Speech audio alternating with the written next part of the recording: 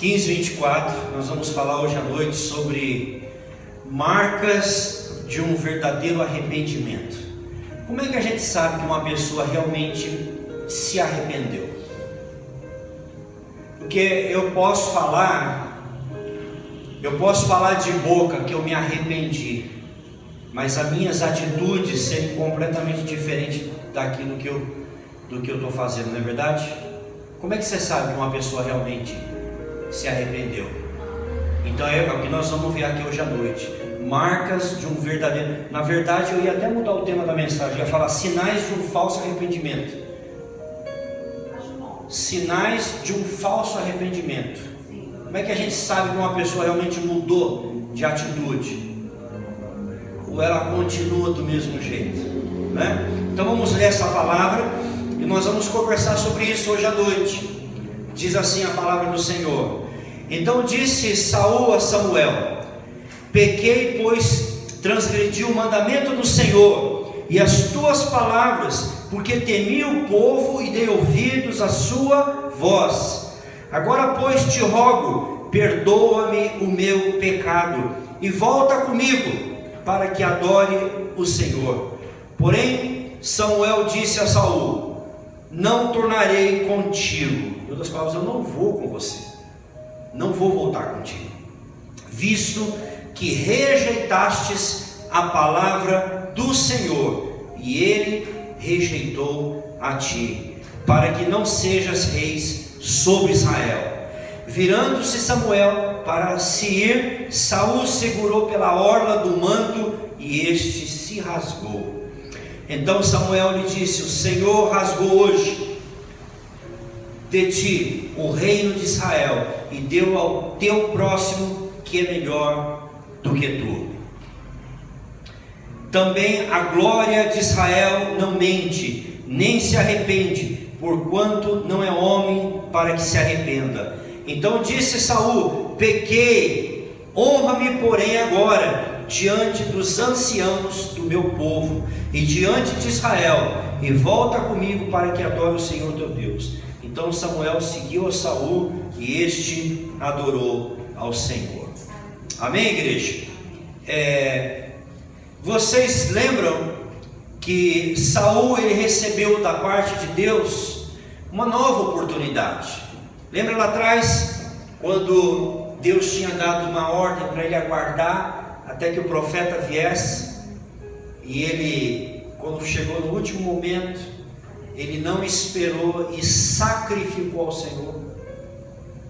Pois naquele momento Deus já começou a mostrar para o povo que o coração de Saul era um coração infiel, era um coração inconsistente, um coração que não estava voltado para o Senhor.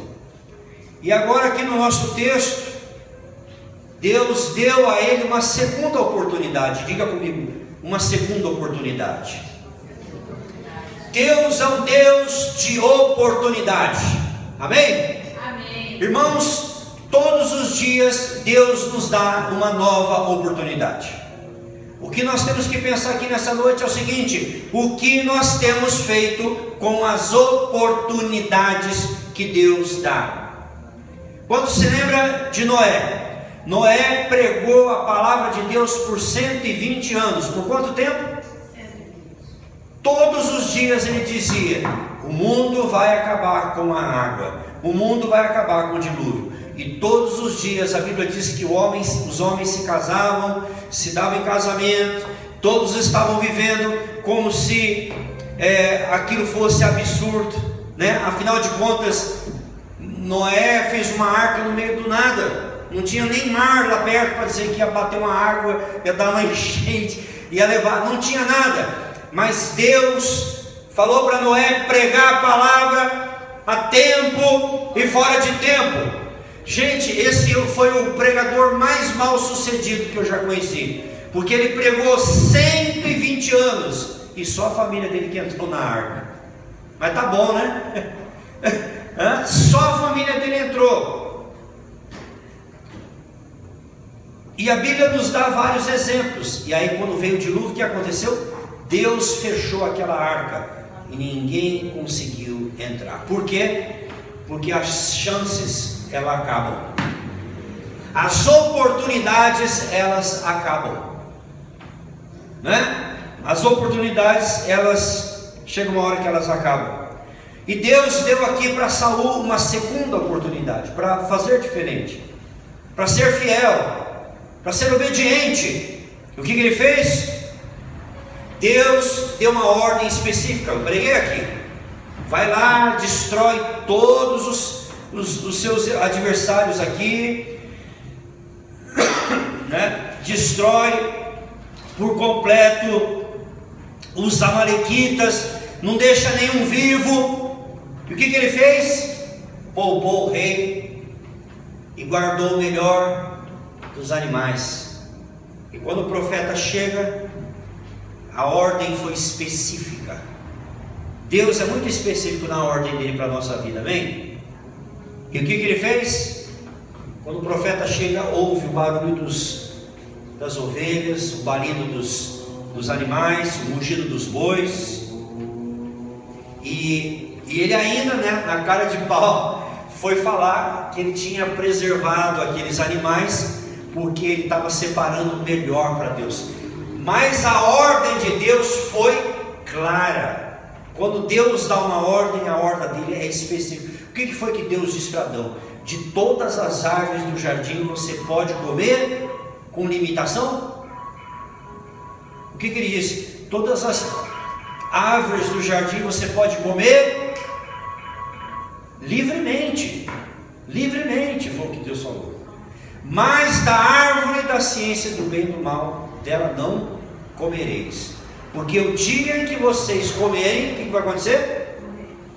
Vamos lá, gente, junto comigo aqui. O dia em que comer, certamente morrerás. Então Deus foi claro na sua instrução. Aqui com o nosso personagem Saul foi a mesma coisa. Deus deu uma ordem para ele exterminar todo aquele inimigo. Quando Deus nos dá uma ordem, a gente tem que exterminar por completo aquela situação. Vou dar um exemplo do pecado, né? Se o fazendeiro tem uma plantação, você tem um jardim, um pomar, se você deixar um único inseto, uma única praga, o que vai acontecer com a sua horta? Você vai lá no outro dia, vai destruir, ele vai destruir todo, um inseto só, gente, uma praga que não foi tirada, destrói, mata, ceifa, né, irmã? Não é assim, irmã? Destrói toda a sua plantação. E aí ele diz, ele quer convencer o profeta de que ele separou o melhor. Ele separou o melhor. Ele separou o melhor do que tinha. Sabe o que aconteceu? O que foi que Deus falou para ele? Que obedecer é melhor do que sacrificar. Não adianta a pessoa falar que é crente, mas ela não obedece. A pessoa fala, não, eu amo. A pessoa fala assim, ó, eu amo Jesus, mas ela não dá R$1 na igreja. Sabe que essa pessoa ama Jesus? Não ama, está se enganando. A pessoa fala assim, eu amo Jesus, não abre a boca dela para falar de Jesus para ninguém. Você acha que essa pessoa ama Jesus? Não ama. Você acredita num amor onde a pessoa, vamos dizer assim, te maltrata ou que não cuida de você, por exemplo? Você acreditaria que a Ágata te ama se ela não cuidasse de você? Você acreditaria que o João te ama se ele não acreditasse em você, não cuidasse de você? Então o amor precisa ser provado por quê? Por provas. Por isso que Deus fala na Bíblia, eu estou cansado desse povo que eles me honra com os seus lábios, mas Deus olha o que, igreja? Deus olha o coração. E hoje à noite Deus está aqui para sondar os nossos corações. E sabe uma coisa? Você está se sentindo fraco espiritualmente? A Bíblia diz que Deus estende a mão dele sobre aquele que está com o coração fraco. A Bíblia, se você está assim, só o fiozinho, né? Fraco espiritualmente, você pode ficar tranquilo que Deus vai te dar forças. Deus vai te fortalecer nessa noite. Deus vai dar forças a você nessa noite, se você está aqui com teu coração humilde, buscando de Deus. E aí o que acontece? Quando o profeta diz para ele assim: olha, Deus não quer os seus animais, porque Deus não tem prazer em sacrifício, mas em obediência, porque obedecer é melhor do que sacrificar, porque o pecado da rebeldia, o pecado da rebelião é pior do que o pecado da feitiçaria. Então preste atenção, crente, se você é rebelde, para Deus o rebelde e o feiticeiro estão na mesma situação. O pecado da rebeldia é como o pecado de feitiçaria. Aí sabe o que ele faz? No versículo 24, leia comigo aqui, acompanha comigo. Ele diz assim: então disse Saul a Samuel: pequei, pois eu transgredi o mandamento do Senhor, as suas palavras, porque temi o povo e ordenei. Ele chega diante do profeta dizendo: olha, realmente eu pequei, eu não fiz aquilo que eu deveria, né? Ele está confessando o seu pecado. Mas a pergunta que nós temos que fazer nessa noite, baseado nesse texto, é o seguinte: será que Deus se convenceu do pedido de perdão? Se você olhar o pecado desse homem que guardou os animais para ofertar, vamos comparar aqui o pecado de Saul, ok? O que ele fez? Ele não matou os animais, ainda deu de oferta no culto. Olha que membro abençoado, ainda deu a oferta da rebelião como oferta para Deus.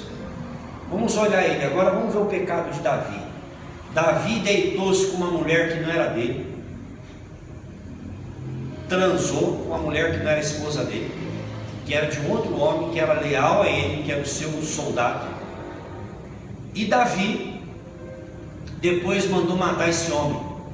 Vamos colocar aqui num plano humano: quem pecou de maneira mais cruel, Saul ou Davi? Saul, Davi. Quase que eu vou junto com você. Davi, Davi cometeu uma imoralidade e ainda mandou matar. Ainda mandou matar uma pessoa. Agora, por que Davi, Deus deu a ele o perdão? Porque quando o Senhor confrontou, ele disse: pequei contra ti, Senhor. Verdadeiramente eu pequei contra Deus. Ele se arrependeu de verdade. Agora, pelo que a gente lê aqui no texto, Saul não teve um verdadeiro arrependimento. Eu quero falar aqui nessa noite sobre 4 características de um falso arrependimento. Vamos ver quais são os falsos arrependimentos? Quando é que o nosso arrependimento é falso? Quando somos meramente envergonhados. Quando nós somos envergonhados. No versículo 14, se você está com a tua Bíblia aberta, Saul, quando diz: não, eu fiz a vontade de Deus, aí o que ele pergunta no 14? Que balido, pois, de ovelhas é esse nos meus ouvidos? E o mugido de bois?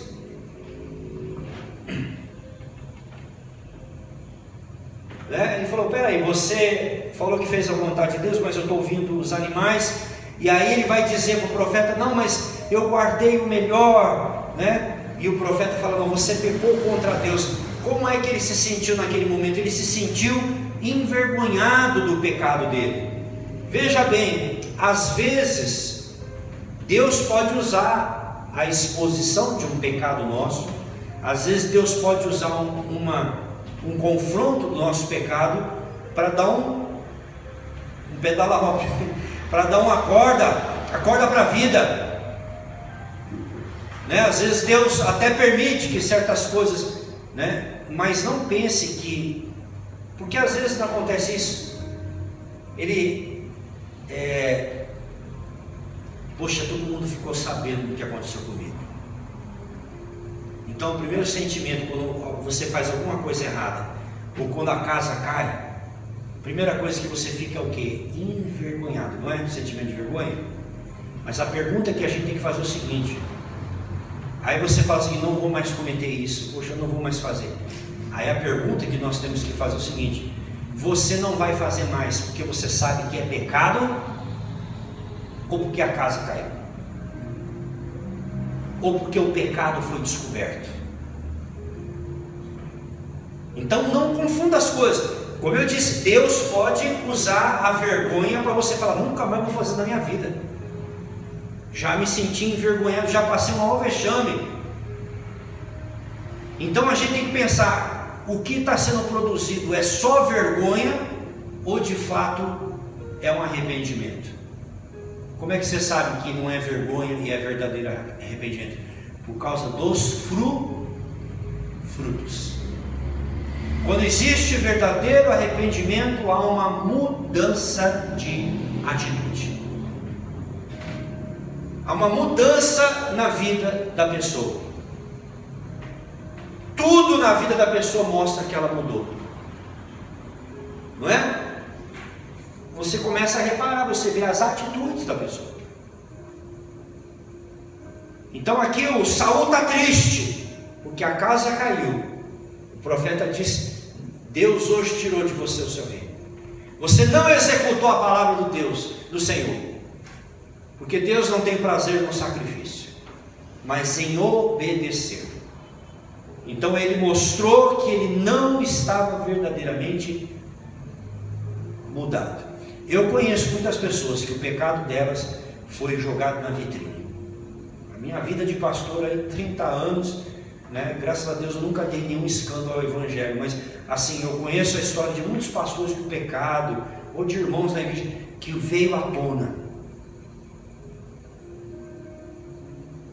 mas eles aproveitaram essa situação para se aquebrantar e para mudar o coração diante do Senhor.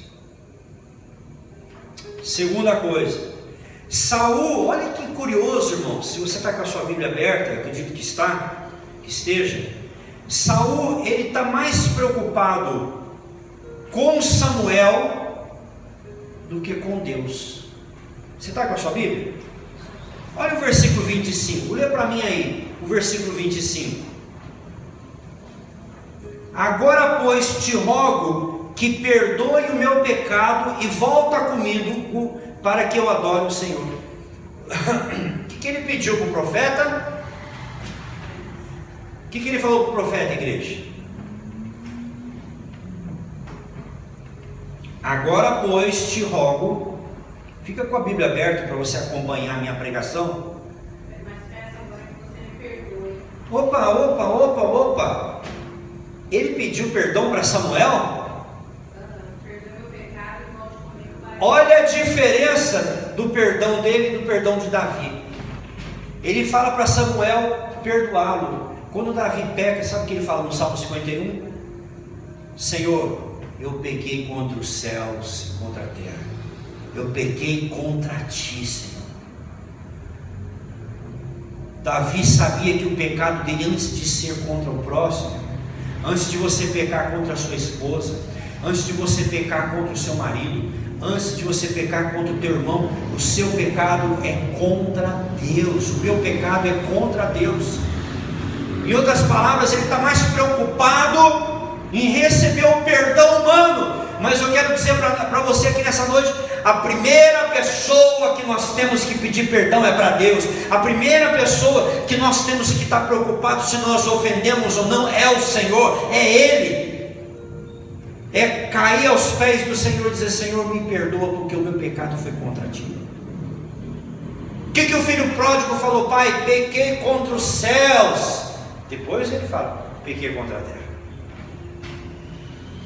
Então, o primeiro perdão que a gente tem que buscar é o perdão de Deus. Não é isso? Quer ver? Ó, Salmo 51, vou ler rapidinho o versículo. Salmo 51,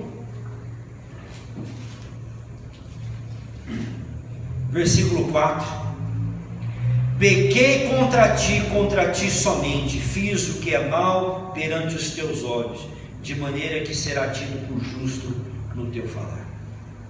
Olha o que ele diz para Deus: pequei contra ti, e contra ti somente. Ele não pecou só contra Deus, ele pecou contra o próximo, mas ele entendeu que a primeira coisa ele precisava se resolver com Deus. Então essa é a prova que o Saul não está verdadeiramente arrependido, porque está mais preocupado com a opinião dos homens do que com a opinião de Deus. Agora olha a terceira característica aqui da falta de um verdadeiro arrependimento. Saul, ele confessa o seu pecado, mas ele justifica a sua conduta. Ele confessa o seu pecado, ao mesmo tempo ele justifica o seu comportamento. Olha o que ele diz aqui no versículo 24. Então disse Saul a Samuel: pequei, pois transgredi o mandamento do Senhor e as suas palavras, porque temi o povo e dei ouvidos à sua voz. Não tem a segunda parte. Você pecou porque você pecou. Em outras palavras, ele falou: eu acabei fazendo isso, cedendo, por causa da pressão do grupo. Eu acabei cedendo porque... Você entende que a gente quer sempre justificar o nosso erro? A gente quer arrumar. É a mulher que trai o marido porque vai falar que o marido não dá atenção.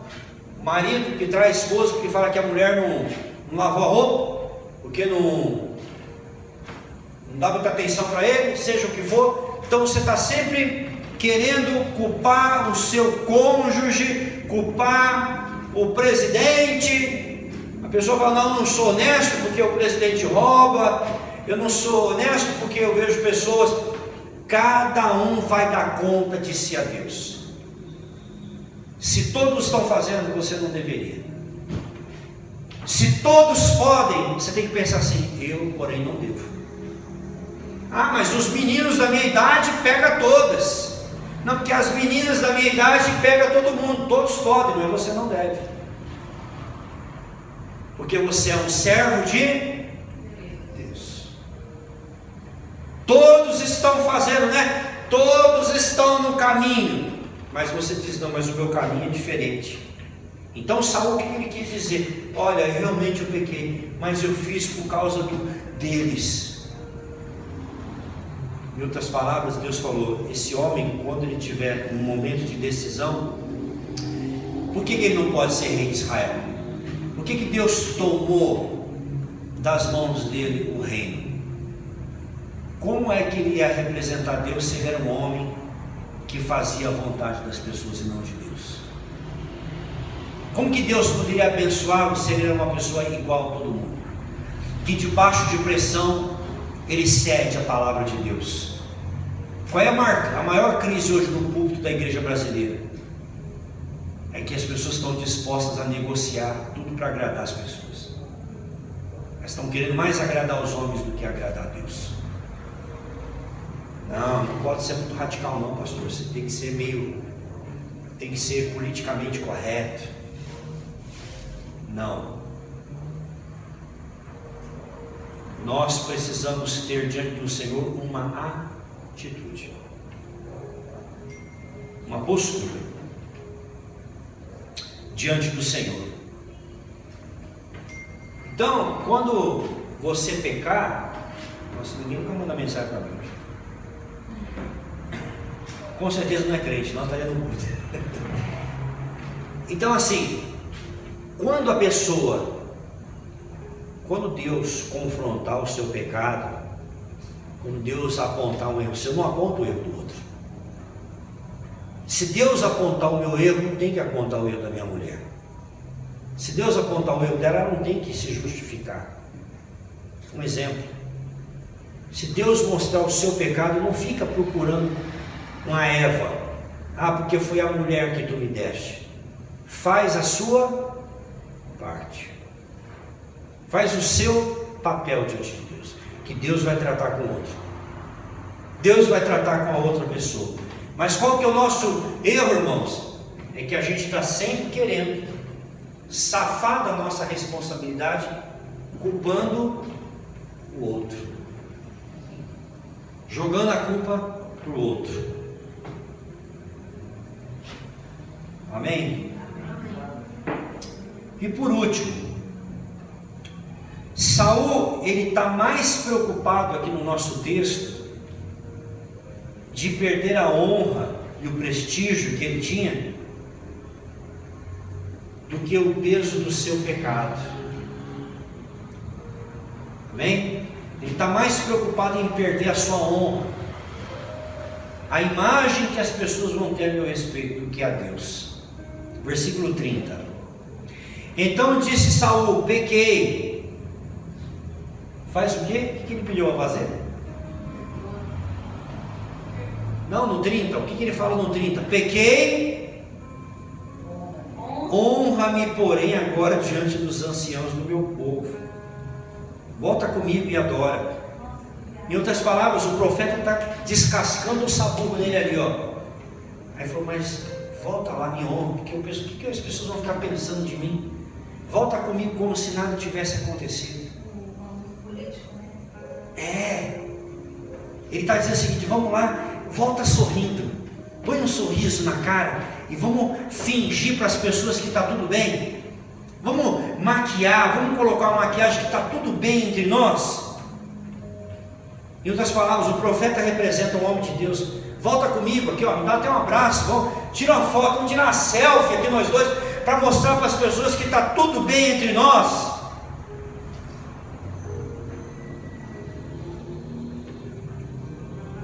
Não deixa as pessoas terem uma imagem que eu não sou mais um rei, que eu não sou um homem de Deus, que você não é um homem de Deus. Deixa eu falar uma coisa para vocês que estão aqui. É John, né? Joe. Você aceitou Cristo. Você é um homem de Deus. João, você é um jovem pai, um jovem casado, mas Deus vê você como um homem de Deus. Ágata, você é uma jovem senhora, Deus te vê como uma mulher de Deus. Irmã, Deus vê a senhora como uma mulher de Deus. Duda, Deus vê você como uma mulher de Deus. Mesmo com frio aí, com sono, mas Deus vê você como uma mulher de Deus. Nossos irmãos que estão aqui com o nenenzinho, Jonas, dá um amém aí, Jonas. Está ouvindo aí, né? Então, Jonas, a esposa, são homens de Deus. Todos nós que estamos aqui somos homens e mulheres de Deus. E aí, o que o Senhor fala? Ele não está preocupado com o que Deus está achando dele, está preocupado com o que as pessoas vão falar dele.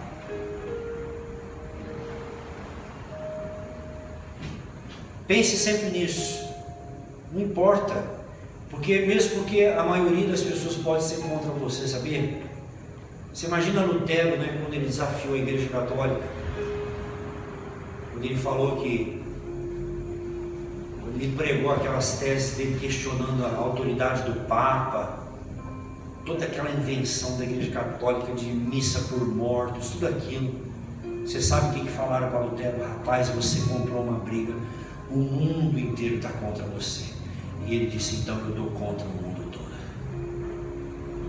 Porque ele disse, fizeram uma reunião só de cardeais, bispos, o Papa, e disseram para ele várias vezes: desiste, volta atrás. Ele disse: eu não poderei voltar atrás, a não ser que eu seja convencido pelas Escrituras.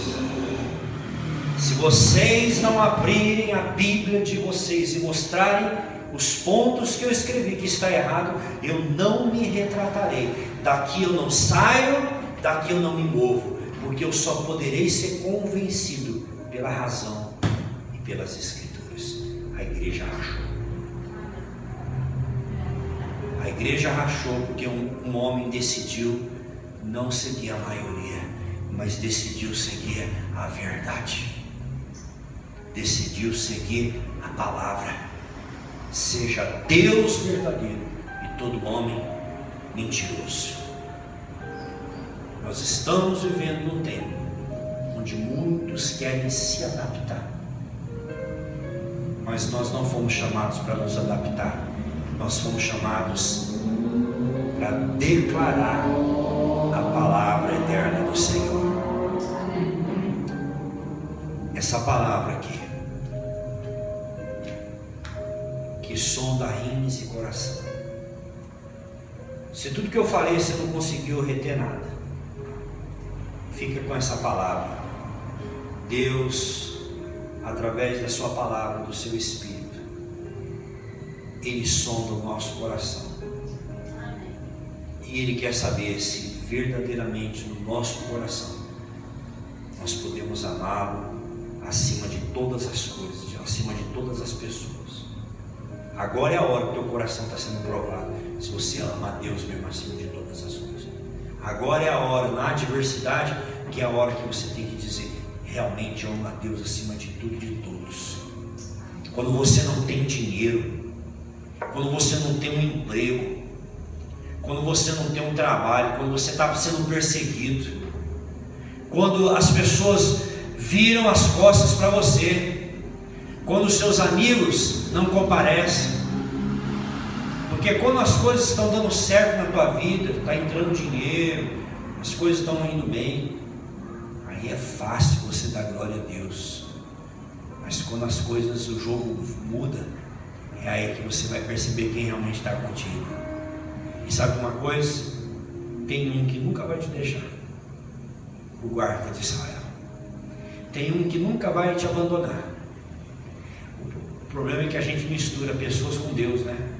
A gente acha que porque as pessoas nos desamparam, nos abandonam, que Deus também desamparou. E sabe o que eu estava lendo na Bíblia ontem?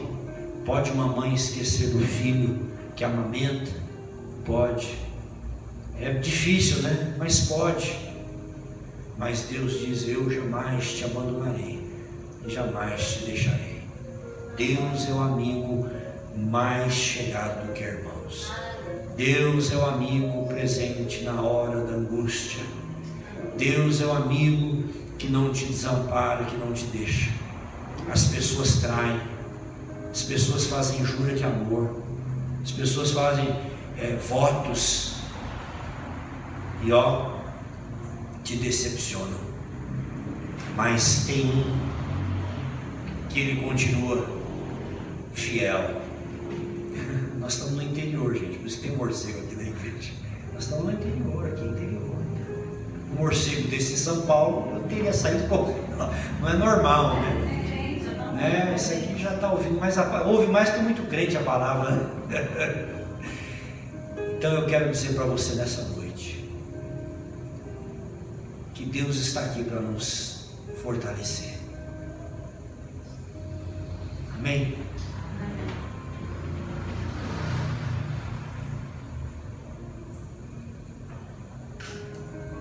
Deus vai descartar Saul, porque vai ter um jovenzinho que quer encher o coração de Deus de alegria.